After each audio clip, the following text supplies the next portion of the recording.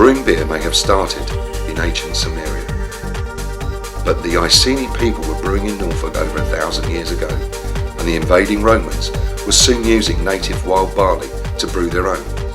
By medieval times, beer was recognised as a safer drink than most of the water available. Beer was the drink that slaked the thirst of the Industrial Revolution and continues to this day to be our national drink. And it is North Norfolk that is one of the best areas in the world to produce the finest malt due to its winning combination of its unique maritime microclimate and soil type. Over the years, the demand has grown, therefore the process of making malt has modernised, but there are still craftsmen who prepare and produce malt in the old proven ways. Why?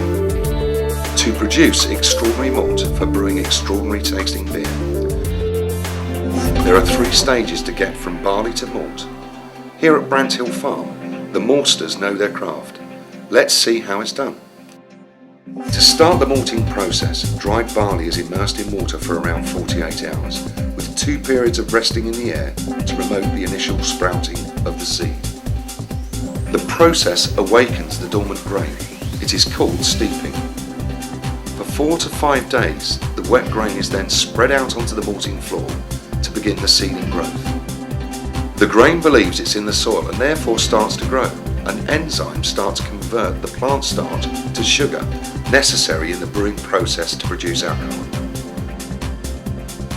This is called germination. The germinating grains are then dried right down in a warm floor kiln. This is called kilning. Here at the Maltings we use heat from solar panels on the roof to stop further growth and thus produce a stable finished malt. Our modern method for this ancient craft. The higher the heat on the malted barley grains, the darker the finished malt will be for different types of ale. And this is crushed golden malt. It looks almost the same as barley, but this age-old process has imparted the vital properties to make it into malt, the main ingredient of fine beer.